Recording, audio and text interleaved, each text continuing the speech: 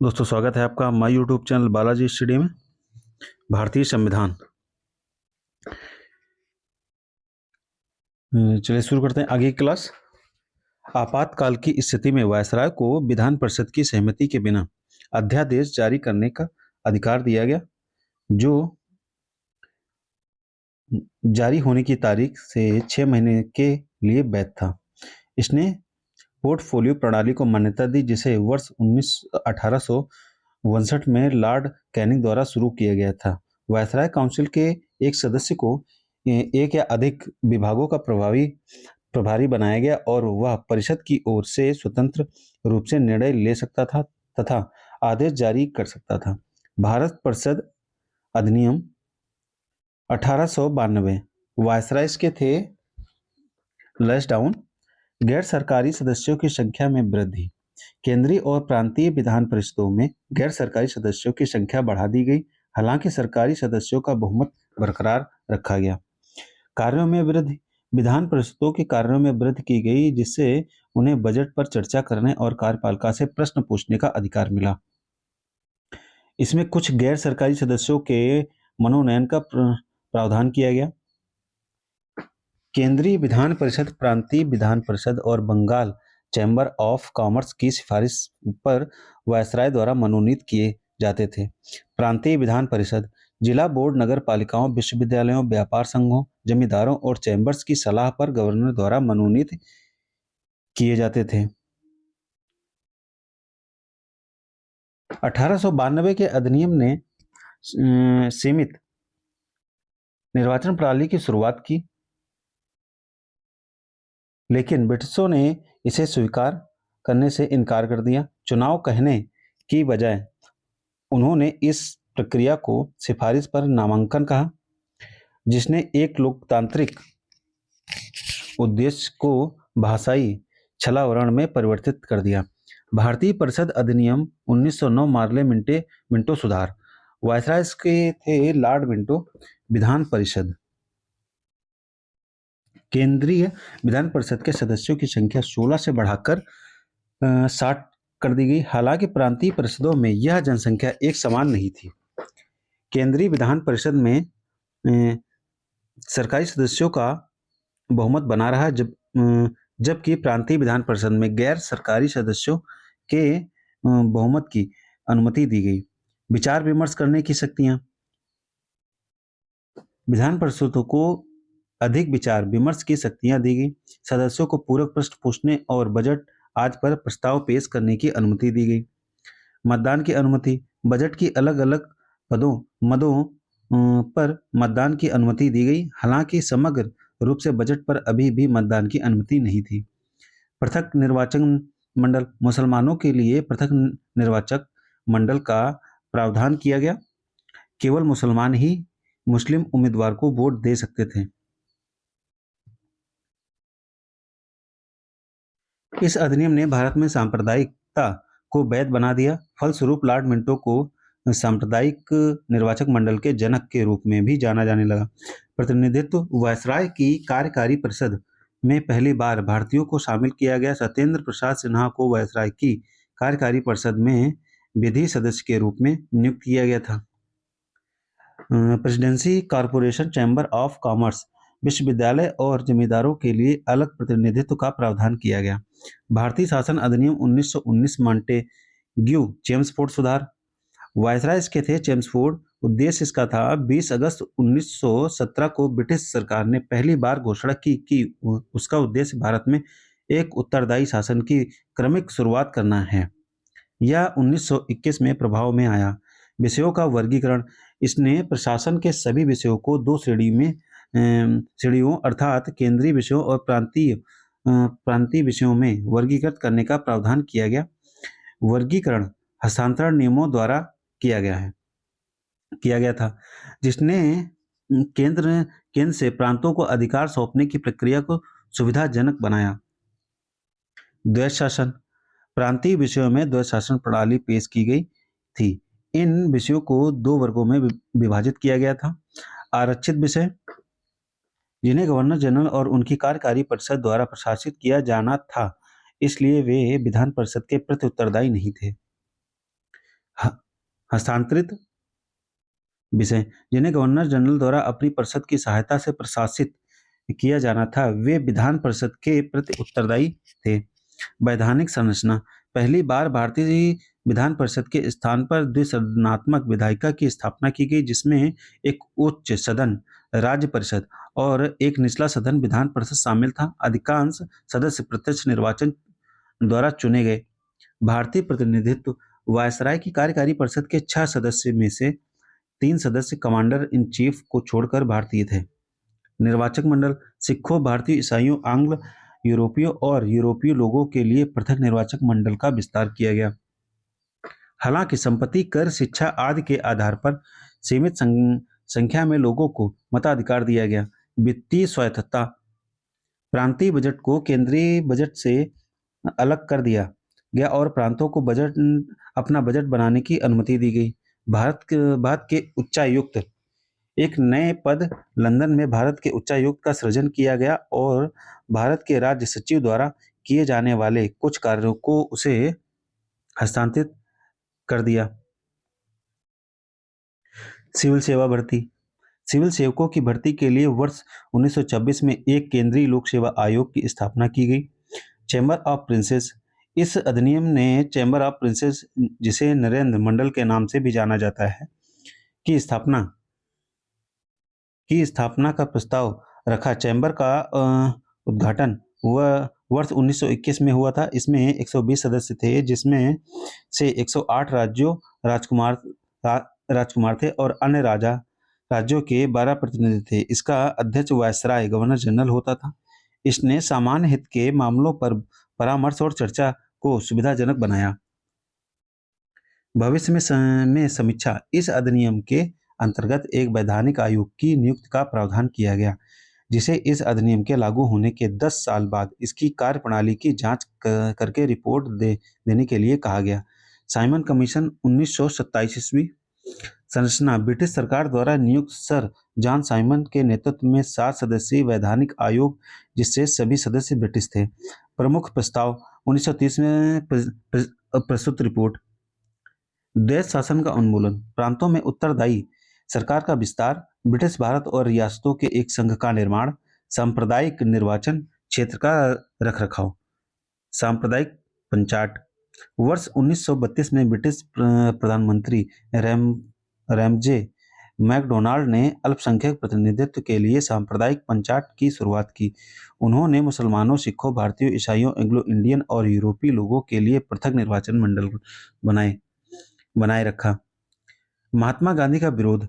गांधी जी ने दलित वर्गों के लिए सांप्रदायिक प्रतिनिधित्व के विस्तार का विरोध किया और संशोधन की मांग के लिए यरवदा जेल में अनशन शुरू किया।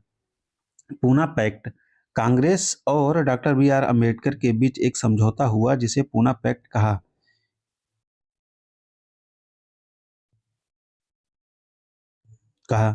गया, जिसने हिंदू संयुक्त निर्वाचक मंडल को तो बनाए रखा, लेकिन दलित वर्गों के लिए आरक्षित सीटों का प्रावधान किया गया।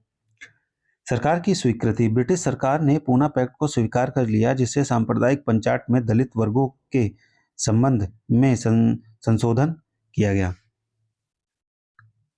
सांप्रदायिक पंचाट से दलित वर्गों के लिए पृथक निर्वाचक मंडल को हटा दिया गया। इसके प्रावधान को बाद में भारत शासन अधिनियम 1935 में शामिल किया गया। इसलिए वर्ष 1935 के अधिनियम के तहत केंद्रीय और प्रांतीय विधानमंडलों का संशोधन सांप्रदायिक पंचाट के आधार पर गठन किया गया। भारत शासन अधिनियम 1935 वायसराय विलिंगडन। इस अधिनियम का उद्देश्य एक अखिल भारतीय परिसंघ का निर्माण करना था, जिसमें प्रांतों और रियासतों को इकाइयों के रूप में शामिल किया जाना था। हालांकि इस परिसंघ में रियासतों के शामिल न होने के कारण यह कभी सफल नहीं हो पाया।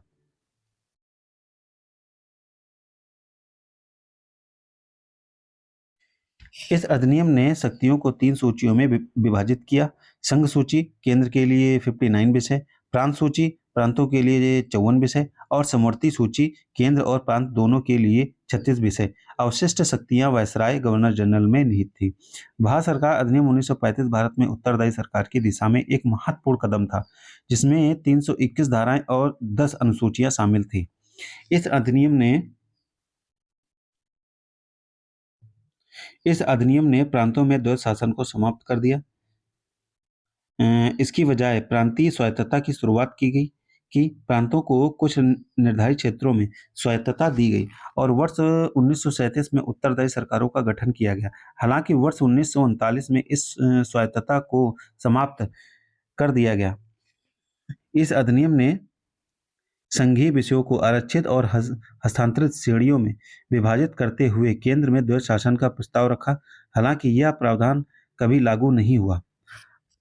बंगाल, बॉम्बे, मद्रास, बिहार, असम और संयुक्त प्रांत सहित 11 प्रांतों में से 6 प्रांतों में द्विसदनात्मक व्यवस्था विधान परिषद और विधानसभा लागू की गई, लेकिन यह कई प्रतिबंधों के साथ लागू की गई।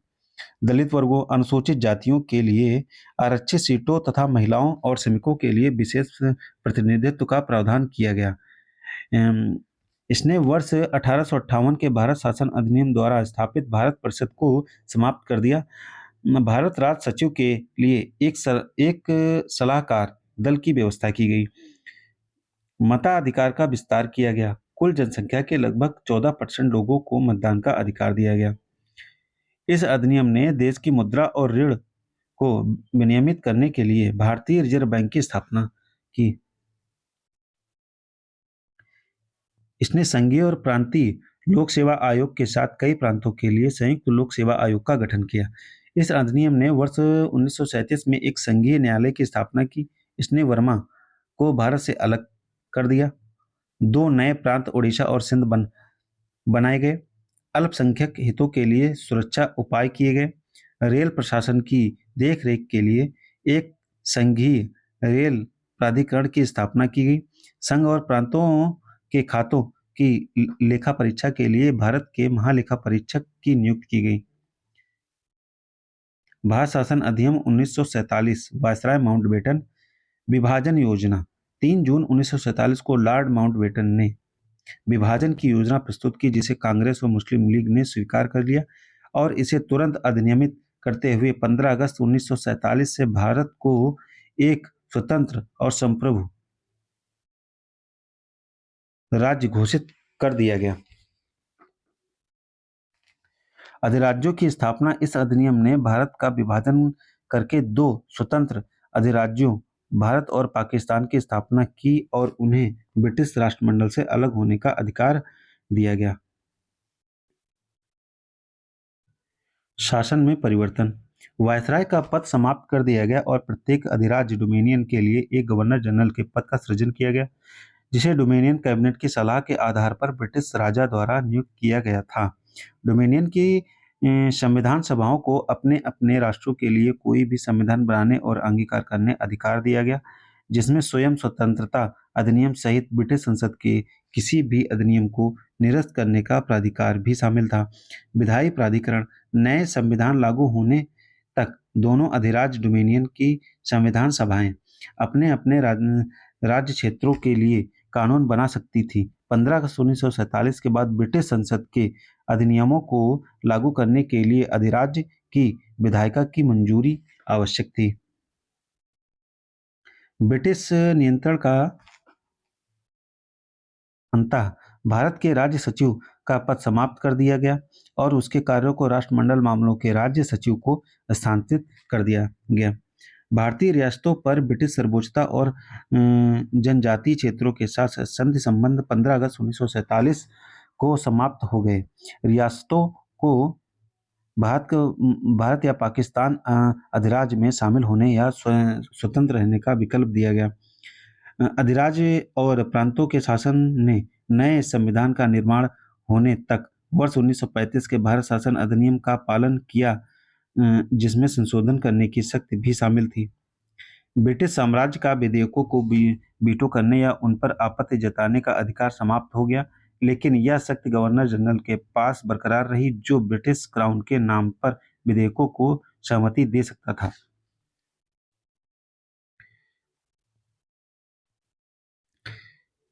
भारत का गवर्नर जनरल और प्रांतीय गवर्नर संवैधानिक प्रमुख बनाए गए, जो अपनी संबंधित मंत्रिपरिषद की सलाह पर कार्य करते थे।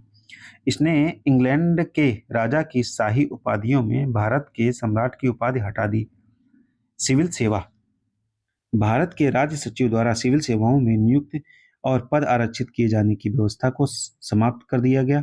15 अगस्त 1947 से पहले नियुक्त सिविल सेवा सदस्यों के अधिकार और लाभ बरकरार रहे। लॉर्ड माउंटबेटन भारत के नए अधिराज्य डोमिनियन के पहले गवर्नर जनरल बने। वर्ष 1946 में गठित भारत की संविधान सभा भारतीय अधिराज्य की संसद बन गई। स्वतंत्र पश्चात प्रथम कैबिनेट सदस्य थे। इसमें सदस्य जवाहरलाल नेहरू, इनके बाद विभाग रहे हैं प्रधानमंत्री, विदेश मामले और राष्ट्रमंडल संबंध, वैज्ञानिक अनुसंधान। सरदार वल्लभ भाई पटेल गृह, सूचना और प्रसारण राज्य। डॉक्टर राजेंद्र प्रसाद खाद्य एवं कृषि विभाग। मौलाना अबुल कलाम आजाद शिक्षा। डॉक्टर जान मथाई रेल और परिवहन। आर के मुगम चेटी वित्त मंत्रालय। डॉक्टर बी आर अम्बेडकर विधि विभाग। जगजीवन राम श्रम विभाग। सरदार बलदेव सिंह रक्षा मंत्रालय। राजकुमारी अमृत कौर स्वास्थ्य। सी एच भाभा वाणिज्य।